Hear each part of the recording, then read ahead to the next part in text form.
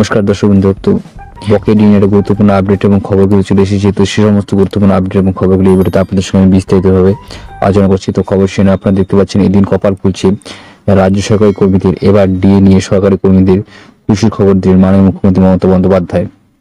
তো মাননীয় মুখ্যমন্ত্রী মমতা বন্দ্যোপাধ্যায় কিন্তু ভোট চলাকালীন কিন্তু নির্বাচনমুখী একটা নির্বাচনী জনসভায় কিন্তু বড়সড় খবর দিয়েছেন। সেটা হলো যে আগামী মে মাসে কিন্তু রাজ্য সরকারি কর্মচারী আরো 4% হারে ডিএ পাবেন, এবং অর্থাৎ 14% হারে কিন্তু আগামী মে মাস থেকে ডিএ কিন্তু দেওয়া হবে রাজ্য সরকারি কর্মীদের। মমতা বন্দ্যোপাধ্যায় বলেন, মে মাসে সরকারি কর্মীদের আরো 4% হারে ডিএ পাবেন। অঙ্গনবাড়ি কর্মী এবং আশা কর্মীদের টাকা বাড়িয়েছি, এরা অনেক কাজ করেন। হেল্পারদের টাকা বাড়িয়েছি, আমরা অনেক ভাতা বাড়িয়েছি, সাম্মানিক বাড়িয়েছি। সুতরাং মে মাসে আরো 14% ডিএ ঢুকবে রাজ্য সরকারি কর্মচারীদের অ্যাকাউন্টে।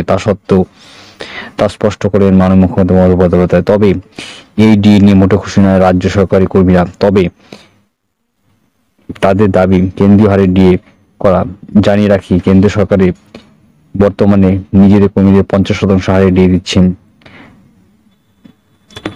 ডিএ দেয়, অর্থাৎ রাজ্য সরকারি কর্মীদের ডিএ হার কিন্তু এখনো 36% কিন্তু ফারাক কিন্তু রয়েছে।